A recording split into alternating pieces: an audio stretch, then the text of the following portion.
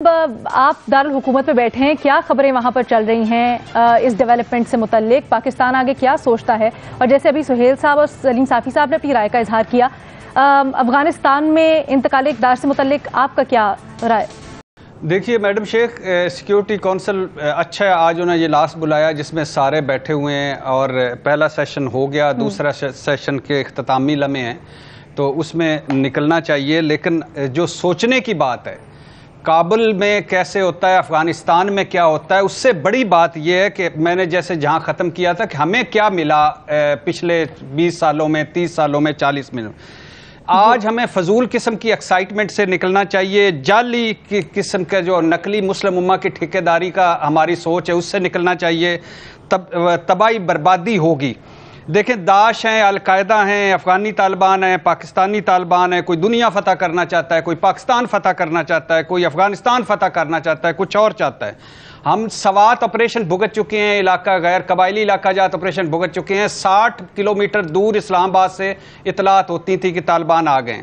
हमारी मईशत, हमारे मसाइल, हमारे वसाइल, खुदा के लिए मुल्क पर रहम करें। मैं अपने पॉलिसी साजों को कहता हूँ, कौम पर रहम करें, अपनी आने वाली नस्लों पर रहम करें और ना करें, पुरानी गलतियां ना दोहराएं, नई गलतियां ना करें। सबसे पहले पाकिस्तान, सबसे पहले पाकिस्तान। सब नमक हरामों से जान छुड़ाएं, पाकिस्तान बचाएं, एहसान फरामोशों से जान छुड़ाएं, पाकिस्तान बचाएं। अभी सलीम साफ़ी साहब ने बड़ी डिटेल में बताया। उसी पे आ रहा हूं, उसी पे आ रहा हूं।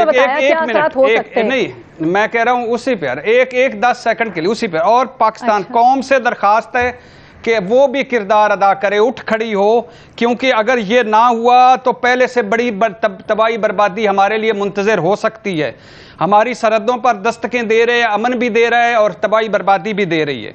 इसे खुदा के लिए अब पाकिस्तान को दोबारा जहन्नम नहीं बनाना, हमने अब दोबारा उसमें नहीं पड़ना। वो जो रोज मुझे समझ नहीं आई, पॉलिसी साजों पे बड़ा इंपॉर्टेंट है। के साथ मुझे समझ नहीं आई, क्या करे कौम, किसके लिए उठ खड़ी हो?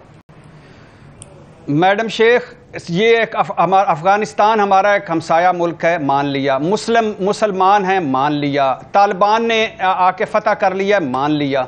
लेकिन हम जो एक धड़े को लेकर या एक धड़े के साथ खड़े होकर अपना सब कुछ डाल देते हैं, उससे बचना होगा। और अपने पाकिस्तान तो क्या हमने फैसला कर दिया कि हम एक धड़े के साथ खड़े हो रहे हैं? और कौन सा धड़ा?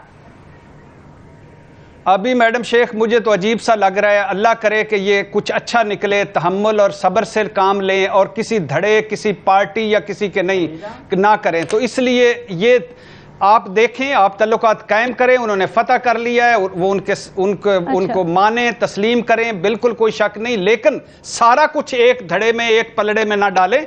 पाकिस्तान का हर मफाद, सबसे पहले पाकिस्तान, सबसे पहले पाकिस्तान, प्लीज। ओके, और बस ये मेरी तो दरखास्त। ओके अलीना, सलीम साफ़ी साहब, क्या किसी और मुल्क में किसी तब्दीली पे वो सब कुछ आता है, रद्द अमल वज़ीर आज़मों का, वज़ीरों का, अपोजिशन लीडरों का, लेफ्ट का, राइट का, जो अफ़गानिस्तान पे आता है? दूसरा, अगर अफ़गानिस्तान में अमरुल्लाह साले और हमदुल्ला मुहिब जैसे लोग मौजूद थे, ये भी हकीकत है कि हम अकेले अब मामलात को नहीं निपटा सकते। न पाकिस्तानी अवाम कुछ कर सकते हैं, न पाकिस्तानी वज़ीर आज़म कुछ कर सकते। उसके लिए अब ज़रूरी ये है कि ईरान, पाकिस्तान, चीन और रूस मिल के एक मेकनिज़म बनाए।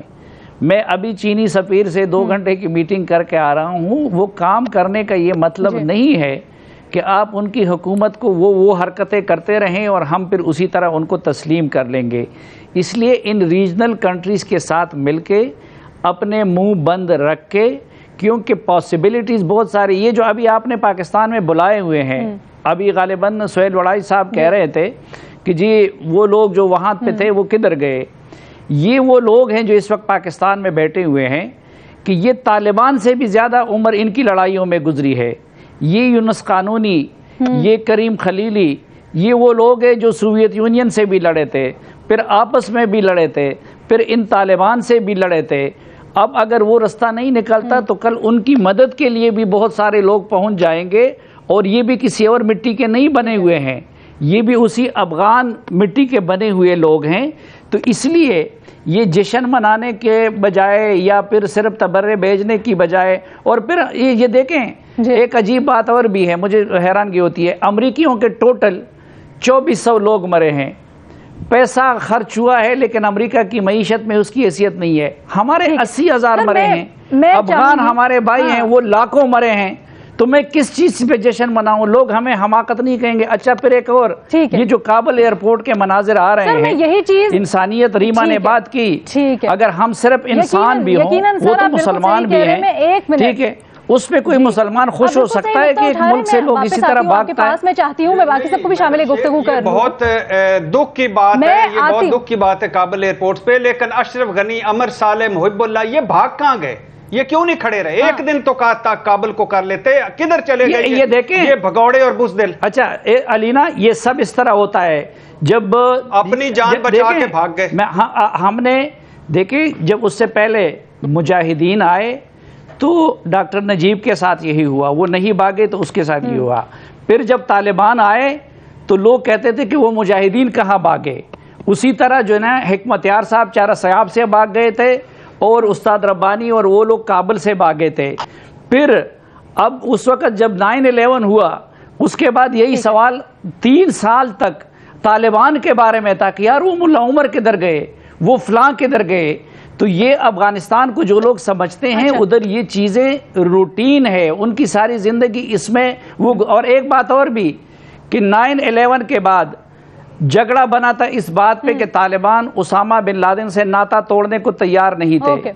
अब अमरीकियों को उन्होंने लिख के दे दिया है, तो भाई उस वक्त बात मान लेते तो ये इतनी तबाही ना होती।